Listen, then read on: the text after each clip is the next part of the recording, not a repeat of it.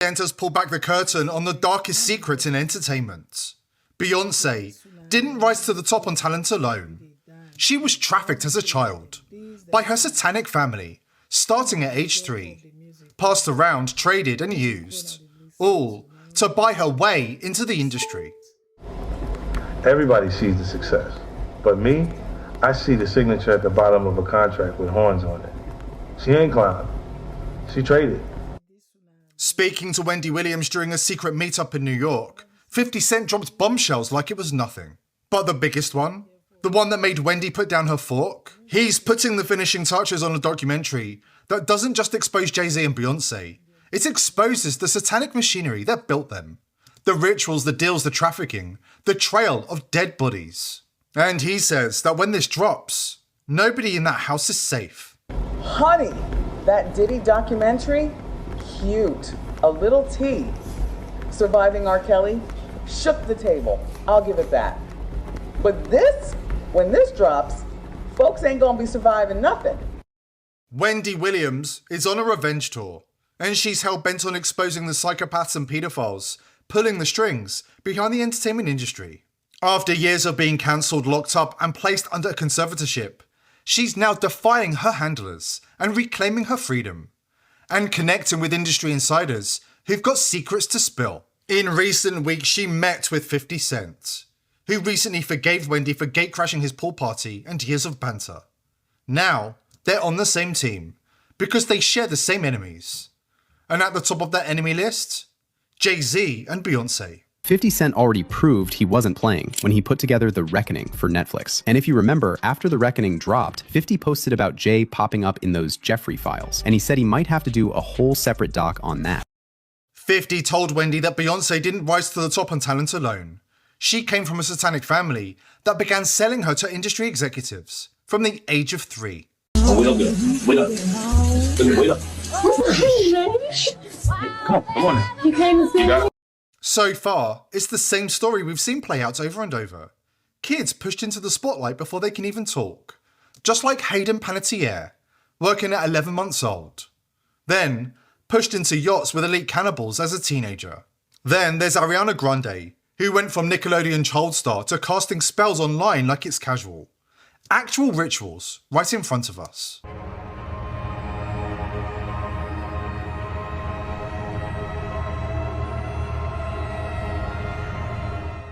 But this all pales in comparison to Beyonce.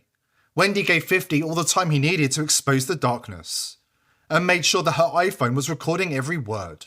We dug deeper than anybody ever dug.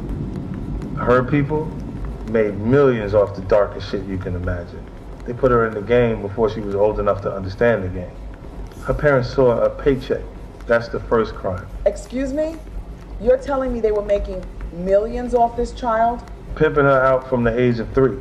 Bitches been escorts. But here's the thing. You think all that footage just disappears? Nah. Somebody keeps it. Somebody archives it. That's how leverage works. Are you telling me you've got the footage? Not my cousin's hairdresser's neighbor saw something. You got the tape? I got more than footage. I got the before. I got the after. I got the phone calls. I got the payments. I got the people who put her in that room and the people who covered it up after. 50 says the young Beyonce wasn't traumatized by her experiences. She seemed to be inspired by them. They all say she was like a hungry 20-year-old escort in a young child's body. That ain't trauma. That ain't learned behavior.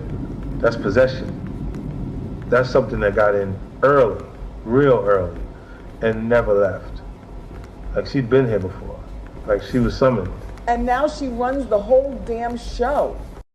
The resurfaced video of a young Beyonce sitting on the lap of adult movie director F. Mark Schaffel, Wendy says she wasn't surprised in the slightest. Sit on my lap. Michael? Michael? Hi. Okay, we're in... Okay. Alright, we're in the studio, and I have Beyonce sitting on my lap.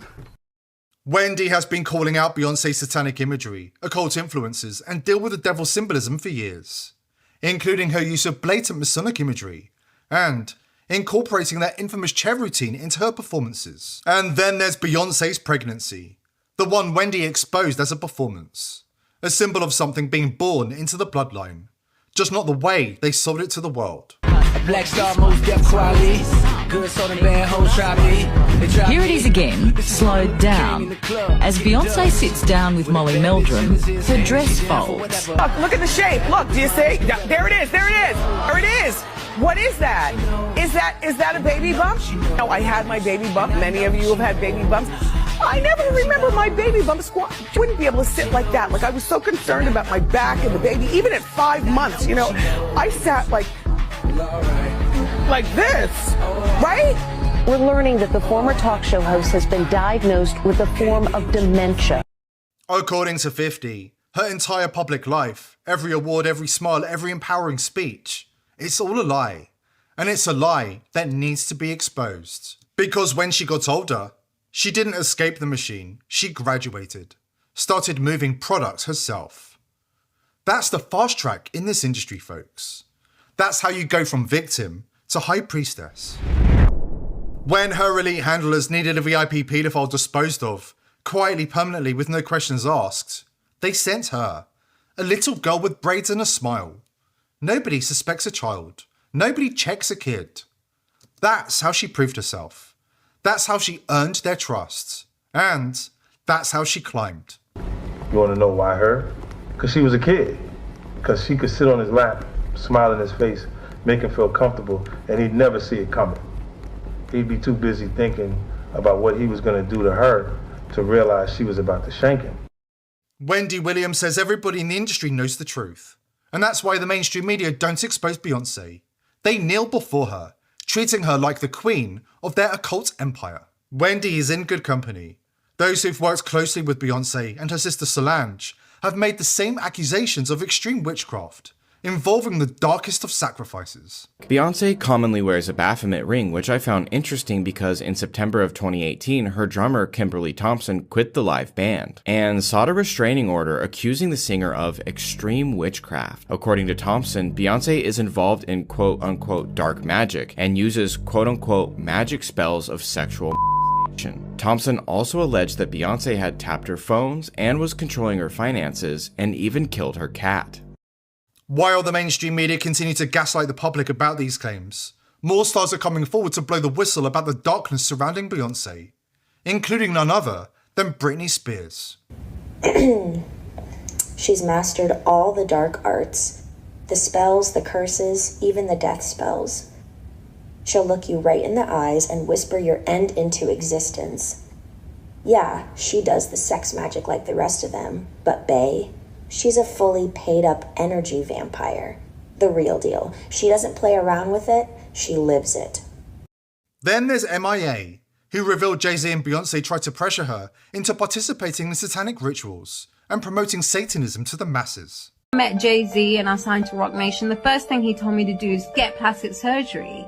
I'm not insecure because I would have got plastic surgery. So I didn't want to drip myself in blood and cover myself and swim in goop, in black goop, and fucking like wear devil horns to fucking sell a record. Fuck that. Or be a witch, or be that, all of that. Fuck all of them. And it gets even worse. Wendy caught up with Rihanna earlier this month. She explained why she disappeared from the industry for 10 years.